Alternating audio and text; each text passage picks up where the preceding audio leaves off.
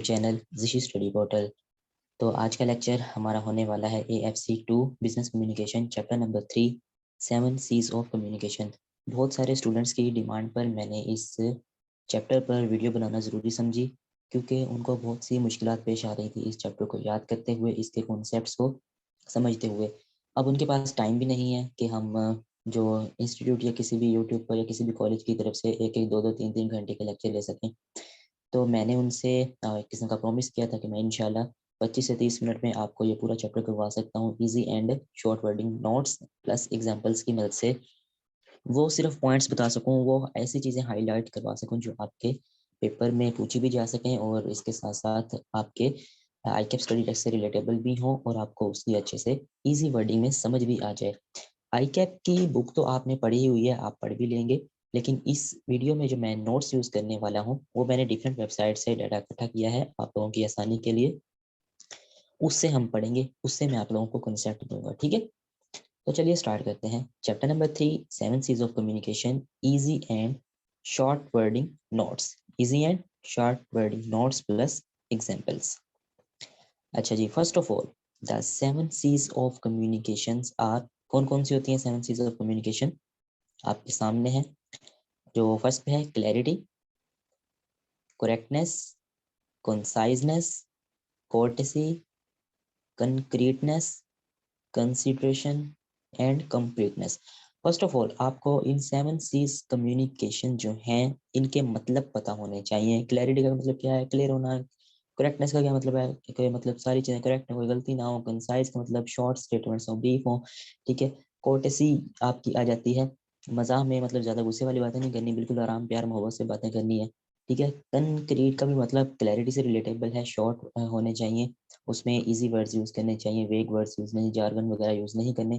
Consideration आ जाती है आपकी, ये भी एक ह्यूमर और मजाक में ही आ जाता है कि लोगों से प्यार रिस्पेक्ट के साथ बात करनी है, अगले बंदे का एहतराम करना है, यानी रिसीवर का रेसिपिएंट का जो आपको सुन रहा है उसका एहतराम करना है। कंप्लीटनेस होती है मैसेज का कंप्लीट होना, मुकम्मल होना।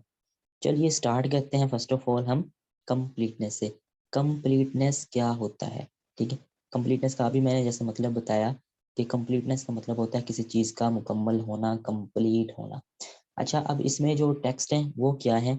देखें यहाँ पे है the message should B complete. The message should B complete. आपका जो मैसेज है, आप सेंडर हैं, एज अ सेंडर आप बात कर रहे हैं, अपनी बात रिसीवर्स यानी ऑडियंस यानी रेसिपिएंट तक दे रहे हैं। तो इसका मतलब है the message should B complete, आपका मैसेज कंप्लीट होना चाहिए हर लिहाज से। For example, it must include all the relevant information. आपका जो मैसेज है, जो आइडियाज हैं आप अपनी ऑडियंस को दे रहे हैं, उसमें रेलिवेंट इंफॉर्मेशन होनी चाहिए, यानी जो आप उसके स्पोर्टेड मटेरियल यानी स्पोर्टिंग मटेरियल जो ऐड कर रहे हैं उसके साथ साथ वो रेलिवेंट होना चाहिए, इररेलिवेंट नहीं होना चाहिए। जो आप बात कर रहे हैं उसी के मुतालिक बात हो, इधर उधर की मत हाँके, इधर उधर की बातें मत करें, सिर्फ टू द पॉइंट रहें, जो आप बात कर रहे हैं वही रेलिवेंट इंफॉर्मेशन ऐड करें। देखें, it must include all the relevant information as required by the intended audience.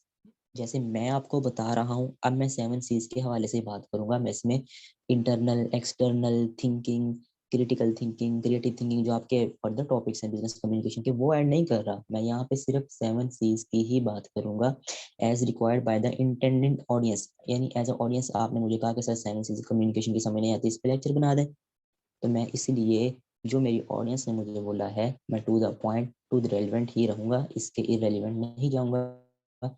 The complete information gives answers to the all the questions of the receiver and helps in better decision making by the recipient।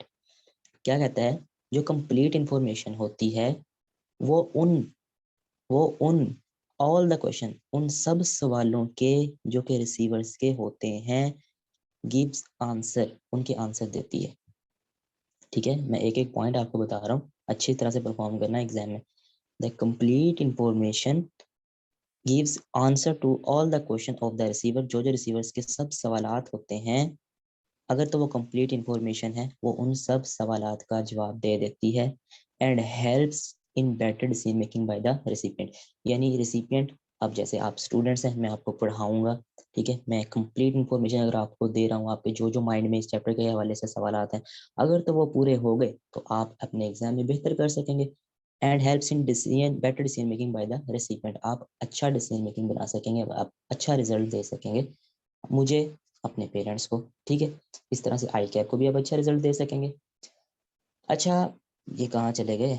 अभी example देखेंगे हम इसकी कि example में क्या बताया गया है, क्योंकि एग्जाम्पल के साथ तो आपको समझ आएगी, एग्जाम्पल का होना लाजमी है। अच्छा जी, अब चलते हैं अपनी एग्जाम्पल की तरफ। एग्जाम्पल के थ्रू आपको कैसे समझ आ सकती है कंप्लीटनेस की। कंप्लीट यानी मैसेज का कंप्लीट होना। अब यहाँ पे एक बंदा कह रहा है you have not completed the task that I set you. जो मैंने काम तुम्हारे जिम्मे लगाया था वो तुमने नहीं किया। Is a message of full of ambiguity. Full ambiguity, वेग मैसेज है। जो मैंने तुम्हें काम दिया था वो तुमने नहीं किया। ये क्या बात हुई है? प्यार मोहब्बत से समझा लो उसको। लेकिन ये मैसेज कंप्लीट भी नहीं है आपका। क्यों? मैसेज कंप्लीट आगे है, वो दिखाते हैं। इंस्टेड, इसकी बजाय, make sure you include all the relevant facts. जो जो उस मैसेज के रेलिवेंट फैक्ट्स एंड फिगर्स हैं, आइडियाज हैं, वो तो ऐड नहीं किए। आप सीधा करो यार, मैंने जो आपको काम दिया था वो आपने कंप्लीट नहीं किया। भाई कौन सा काम दिया था, किसके अबाउट था, किस आर्टिकल के लिए था, किस बुक का था, ये तो बता ही नहीं रहा अगला बंदा। काम दिया था भाई, वो नहीं किया, कौन सा काम भाई? अच्छा भाई, इसका जवाब क्या है? आपको ये बात ऐसे करनी चाहिए, the data analysis for client, देखे ना, the data analysis for client ABC. ABC जैसे एक कंपनी है, ठीक है, क्लाइंट कंपनी एबीसी, ठीक है, उसका कुछ डेटा एनालिसिस का काम था। That I ask for on 5 March, जो मैंने आपसे 5 मार्च को पूछा था, should have been completed by today.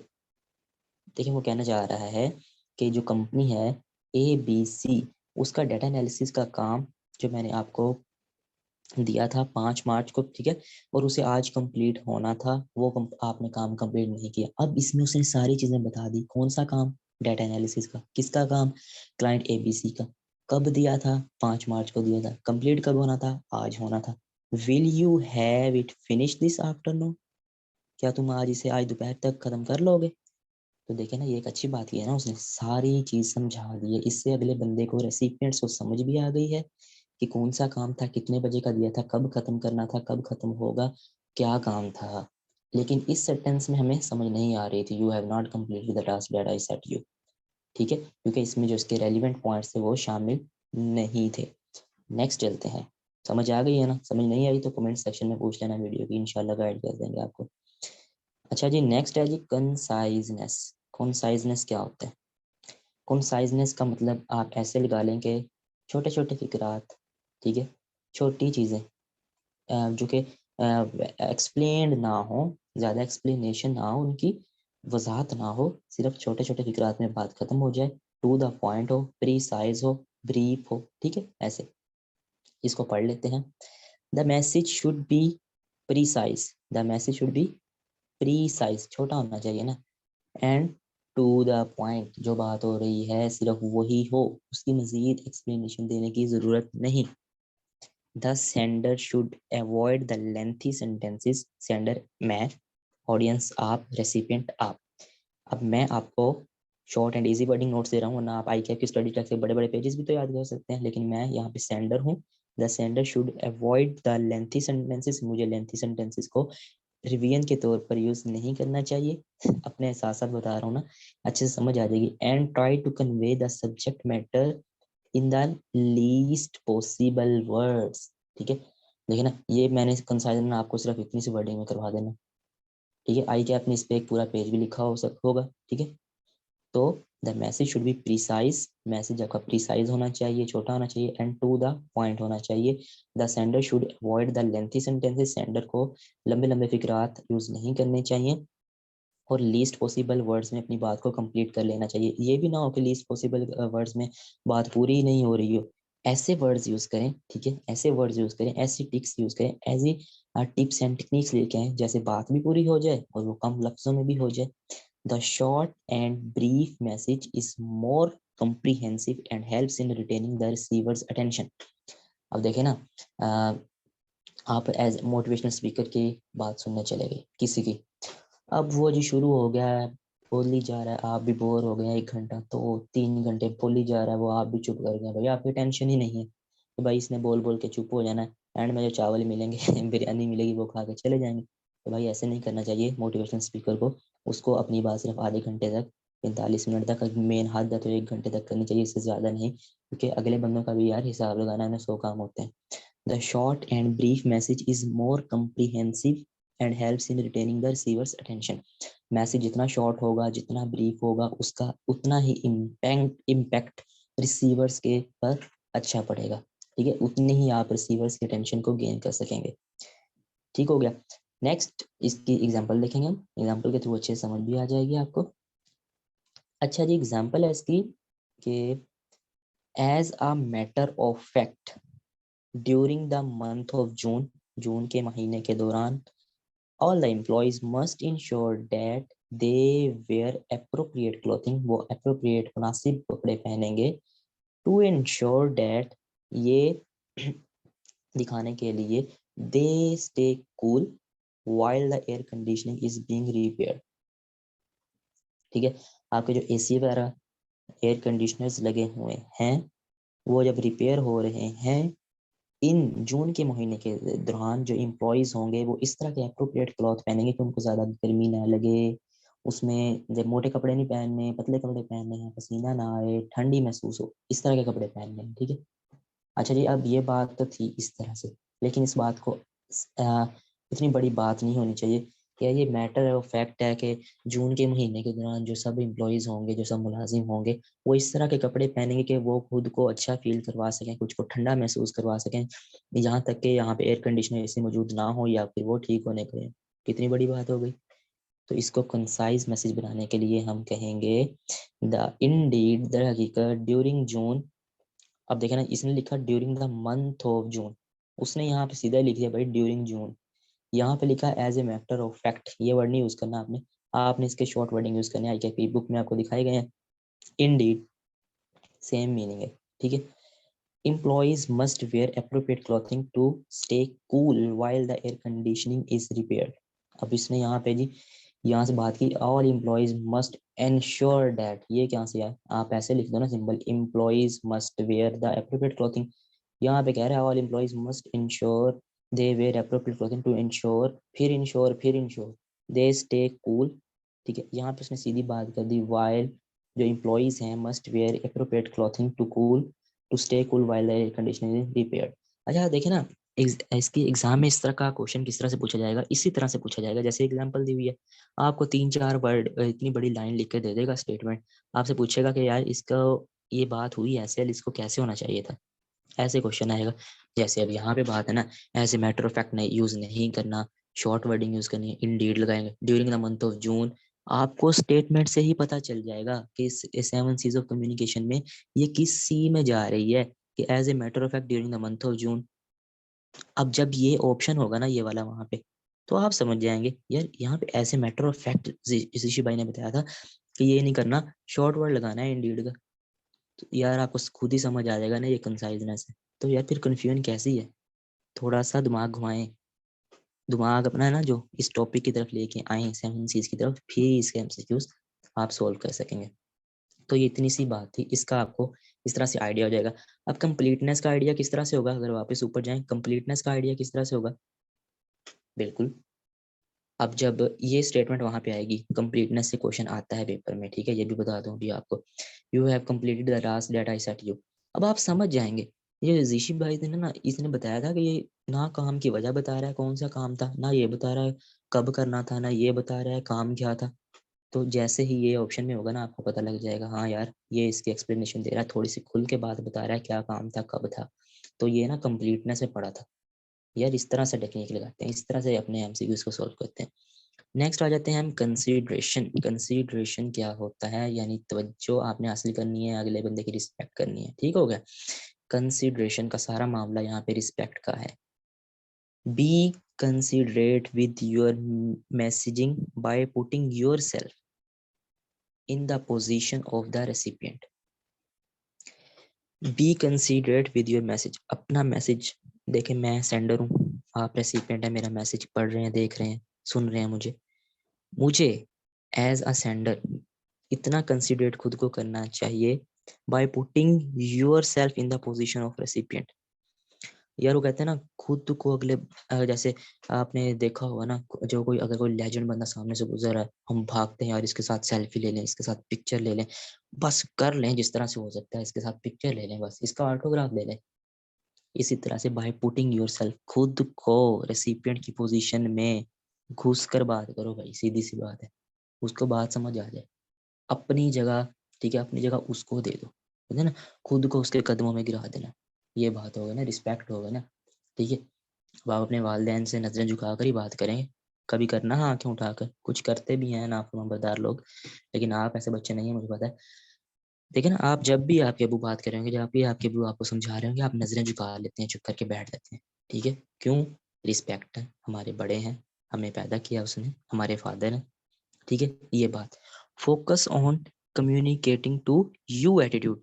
अच्छा, अब आई वो यू एटीट्यूड आपने आईकिया की बुक से ही पढ़ने, वहां पे बहुत अच्छे से एक्सप्लेन किया हुआ है, लेकिन ना जब आप कम्युनिकेट करते हैं तो यू एटीट्यूड, यू पे फोकस करना है, considering needs and issues experienced by the recipient.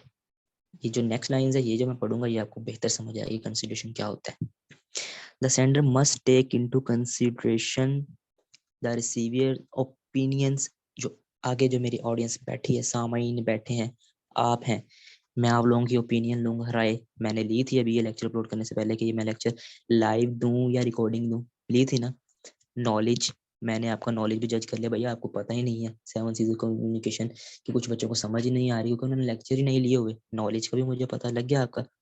Mindset, मैंने माइंडसेट भी बनाया यार, इनके लोगों का माइंड में इनको एमसीक्यूज की समझ क्यों नहीं आ रही, मुझे इस तरह से इनको पढ़ाना चाहिए, एंड बैकग्राउंड वगैरह वगैरह, ठीक हो गया, बात समझ आई। The sender must take into consideration the receiver opinions, knowledge, mindset, background, ये जो 3-4 चीजें, इनसे वाकिफ होना चाहिए सेंडर को, रिसीवर से, ठीक है, in order to have an effective communication करने के लिए। In order to communicate the sender must relate to the target recipient and be involve. जो भी सेंडर होगा कम्युनिकेशन के दौरान अपनी टारगेटेड रेसिपिएंट को देखेगा और उसमें इतना घुल मिल जाएगा कि उनको मजा भी आए। मैं आप जैसे यहाँ पे मजाक की बातें भी कर रहा हूँ आपसे, आपको इस तरह की एग्जांपल दे रहा हूँ, आपको अच्छे से समझ आ जाए ताकि पेपर के दौरान यार आपको याद रहेंगे।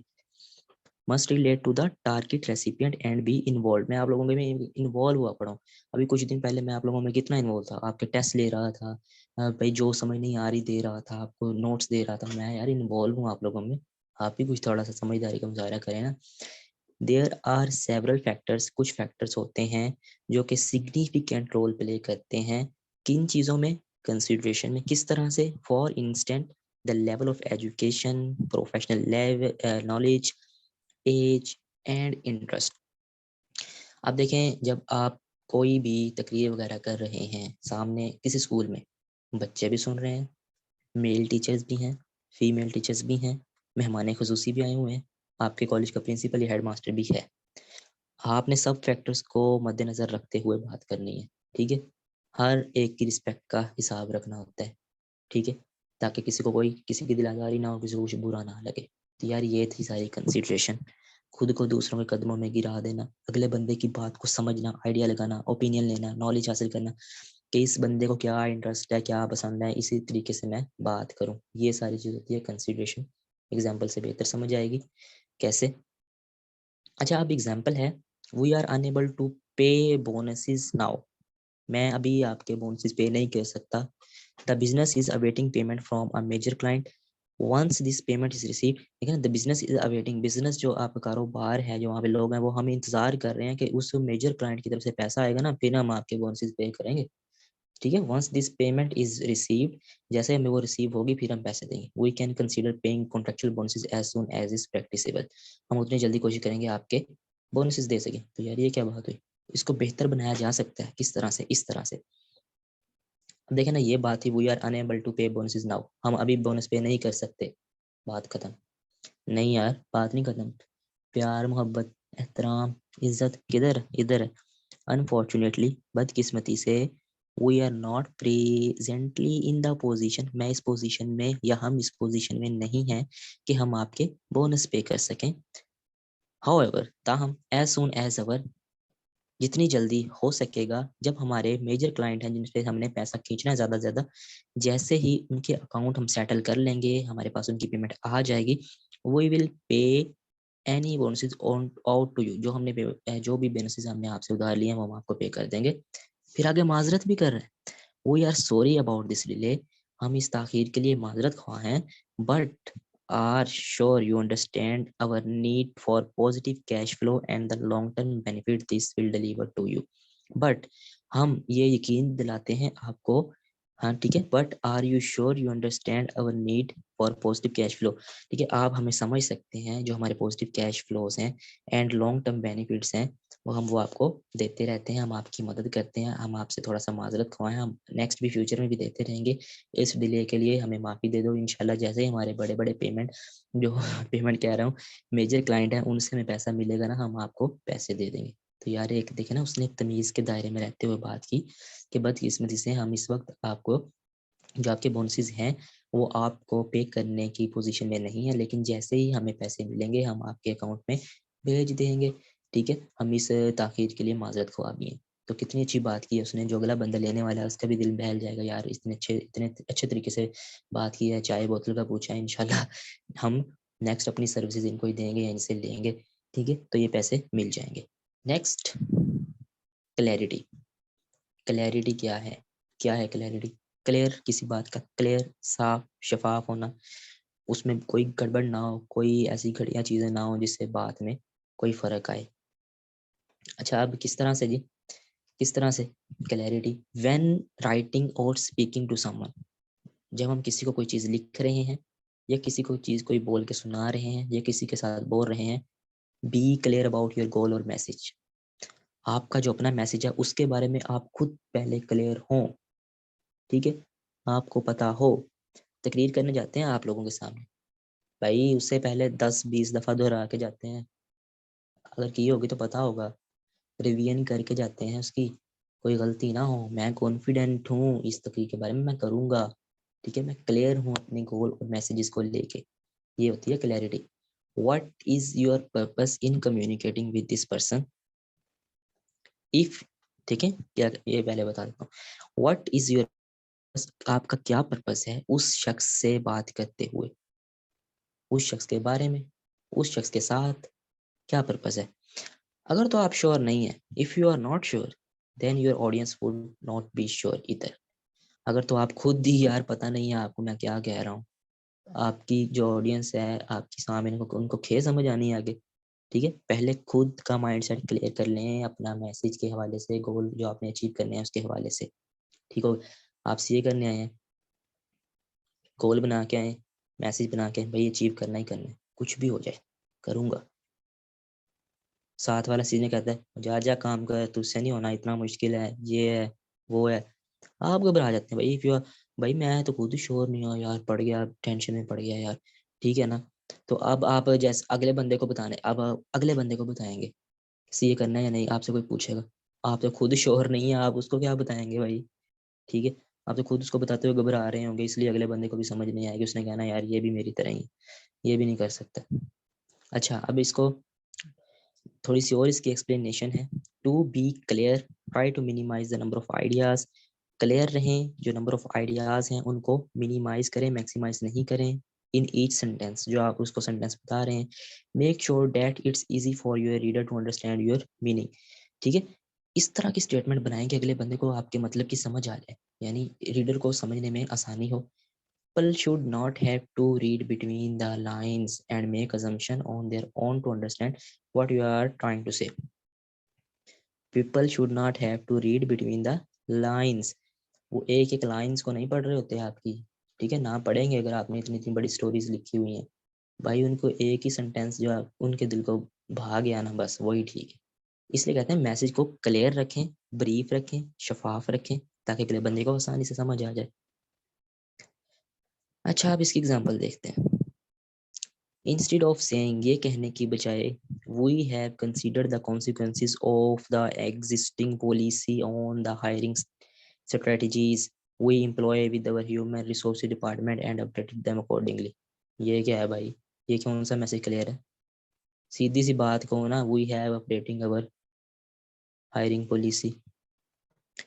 जॉब, आप एक क्या कहते हैं कंपनी है, आपने लोगों को जॉब देनी, ठीक है, आप सीधी बात ऐसे कह सकते हैं ना, we have updated our hiring policy, हम लोगों को हायर कर रहे हैं इसलिए हमने पॉलिसी को अपडेट कर दिया है। ये क्या बात हुई भाई, we have consider the consequences of the existing policy, हमने जो एग्जिस्टिंग यानी जो इससे पहले वाली एग्जिस्टिंग पॉलिसीज चल रही हैं हायरिंग स्ट्रेटजीज की बिना पर, we employ with our human resources, हमने अपने ह्यूमन यानी एचआर डिपार्टमेंट के जो लोग हैं उनसे कहा है कि भाई इनको अपडेट कर दो, तो वो हो जाएंगी, फिर आप लोग जॉब के लिए अप्लाई करना। भाई ये पहले ही पीछे कर लो ना, ये लोगों को क्यों बता रहे हो, लोगों को सामने ये लाओ, we have updated our hiring policy, आपने अपनी हायरिंग पॉलिसी को अपडेट कर दिया है बस। जैसे गूगल प्ले स्टोर जानते ही है ना, उस पे एप्स वगैरह जो हैं वो आपकी अपडेट होती रहती है ना, ठीक है, पीछे कंपनी पहले सब कुछ कर लेती है भाई, फिर वो अप्लाई करती है ऊपर के अब अपडेट है, उसी वक्त आपके मोबाइल पे स्क्रीनशॉट पॉपअप शो हो जाता है कि भाई ये इसकी अपडेट आ गई है, इसको अपडेट कर लो, ठीक है, इस तरह से ये अपडेट हो जाती हैं। अच्छा जी, समझ आ गई होगी, ठीक है। नेक्स्ट है जी कंक्रीटनेस। कंक्रीट क्या होता है, कंक्रीटनेस जो होती है ना वो आपकी कंप्लीटनेस और क्लैरिटी के साथ मिलती जुलती है। The communication should be concrete which means the message should be clear, मैंने कहा ना क्लैरिटी से मिलती जुलती है, and particularly that no room for misinterpretation is left, गलती की कोई गुंजाइश बाकी ना रहे, इस तरह से साफ शफाफ तरीके में बात करो, ठीक हो गया। All the facts and figures should be clearly mentioned in a message so as to sustain the whatever the sender is saying. आपके जो फैक्ट एंड फिगर हैं, जो आइडियाज हैं, जो आप मेंशन कर रहे हैं वो बिल्कुल क्लियर होने चाहिए, ठीक है, जो अगले बंदे को समझ आ जाए। यानी कंक्रीट जो कम्युनिकेशन है,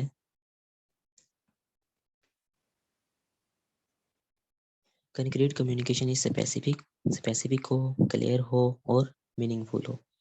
इट अवॉइड्स वेगनेस, अजीबोगरीब ना हो, use available facts and figure to add authenticity, clear हो, स्पेसिफिक हो, मीनिंगफुल उसमें वर्ड यूज हो रहे हो, यानी उसमें वो अजीबो गरीब ना हो, उससे परहेज करना है आपने, और वो फैक्ट्स एंड फिगर अवेलेबल हों जो मैसेज को ऑथेंटिक बना सकें, सच्चा बना सकें, सच्चा साबित कर सकें। एग्जाम्पल के थ्रू इसको देखेंगे। एक एग्जाम्पल है जी, वो कहना चाहता है would be poor communication of underperformance during 1-to-1, क्या है, you might sorry sorry sorry sorry your sales numbers are on the low side, आप ये कह रहे हैं आपके जो सेल्स के जो पॉइंट्स है ना वो लो साइड पे हैं, they need to be improve, इनको इम्प्रूव होना चाहिए, इम्प्रूव होने की जरूरत है ये, ठीक है, to at least the teams average, जो टीम्स की एवरेज के मुताबिक है, ये गलत बात है, ठीक है ना। आपने एक कंक्रीटनेस में ना एक बात याद रखनी है, एमसीक्यूज, भाई जहाँ पे ये परसेंटेज शो होगी ना आपको, ये वाली परसेंटेज या हायर लोअर यूज वर्ड वाले यूज हो गए ना लफ्ज, तुक्का मार देना भाई, कंक्रीटनेस ही आंसर होगा, जाओ एक बात बता दी।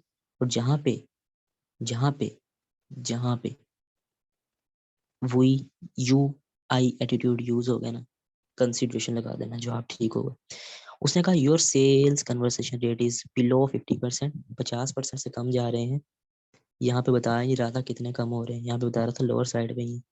You must improve this to team average of 65% or higher, अपनी टीम की एवरेज के मुताबिक इसको 65% ये से हायर रखो।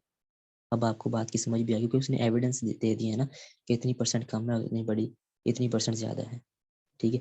Next point is correctness. Correctness का मतलब सबको पता है, the message should B correct, message correct होना चाहिए, बिल्कुल ठीक होना चाहिए, उसमें कोई ग्रामेटिकल, कोई स्पेलिंग्स की मिस्टेक ना हो। For example correct language use की गई हो जो सेंडर बता रहा है, और इस बारे में सेंडर को यकीन हो कि उसमें कोई ग्रामेटिकल मिस्टेक या स्पेलिंग मिस्टेक नहीं है। Also the message should be exact and well time, the correct message have a greater impact on the receiver at the same time. The यार उन्होंने एक सेंटेंस दिया होगा पेपर में, अगर तो उस सेंटेंस में किसी भी वर्ड की स्पेलिंग गलत है ना, ठीक है, स्पेलिंग गलत है या कोई ग्रामर की मिस्टेक है, करेक्टनेस लगा देना, जो आप ठीक होगा, यही बात यहीं पे कह रहा है वो। लेकिन हम इसको अगर एग्जाम्पल के थ्रू देखें, you may enter the building during opening hours but must show relevant ID, you may enter the building during opening hour but must show the relevant ID, भाई गलत है ना। Immediately the recipient of this information has to question, जिसको आप ये कह रहे हैं ना उसके माइंड में दो क्वेश्चन आएंगे, क्या, what are the opening hours, भाई कौन से ओपनिंग आवर्स हैं, सुबह 8 से शाम 5 है, या सुबह 9 से शाम 5 है, या सुबह 9 से शाम 6 है, कौन से? And what ID is considered relevant? IDs एक तो नहीं होती ना, आईडी कार्ड कोई और होगा, आपकी जो लाइसेंस की आईडीज हैं वो अलग हैं, आपका जो सीएनआईसी है उसकी आईडी कार्ड अलग है। तो भाई इसको समझ ही नहीं आ रही कौन सा है, कौन से रेलिवेंट है। यहाँ पे तो इसने बात की ना कि चीज़ें करेक्ट होनी चाहिए, लेकिन अगर आपकी स्पेलिंग्स मिस्टेक भी आ जाए ना तो फिर भी आप लोगों ने उसको करेक्टनेस ही चूज़ करेंगे। Correctness in this communication is conveyed by saying, इस तरह से करेक्ट किया जा सकता है इस विषय को, you may enter the building during the opening hours of 9 AM to 5 PM। देखिए मैंने कहा था ना, उसने यहाँ पे तो बताया ही नहीं है कौन से ओपनिंग आवर्स, यहाँ पे बता रहा है 9 AM to 5, but must show your employ identity card. मैंने बताया वहाँ पे तो रेलिवेंट आइडेंटिटी, कौन सी रेलिवेंट आईडी कार्ड भाई, कितने सारे आईडी कार्ड होते हैं, बताओ तो सही उसको कि एम्प्लॉय वाला आईडी कार्ड चाहिए। तो ये वाली चीज़ें करेक्ट करनी चाहिए अपने आप को फिक्रात में। अच्छा भाई, ये हो गया आपका लेक्चर, मैं अपने वादे पर पूरा उतरा। अब एक काम करो, चैनल को जाके सब्सक्राइब कर लो, ठीक है? जो भी जैसी भी वीडियो लगी है, गंदी लगी है, अच्छी लगी है, कमेंट में लाजमी बताना, मुझे मैसेज करके लाजमी बताना, ताकि यार मुझे पता चल सके मैंने कैसा पढ़ा है। मेरा व्हाट्सएप नंबर 0308929175, इस पे भी आप मुझे फीडबैक दे सकते हैं। थैंक यू वेरी मच, अपना बहुत बहुत ख्याल रखना। और ये जो डॉक्यूमेंट के जो PDF नोट्स हैं ये मैं आपको ग्रुप्स में और इसी वीडियो की डिस्क्रिप्शन में शेयर कर दूंगा, वहाँ से आप डाउनलोड कर लेना। अल्लाह हाफिज़।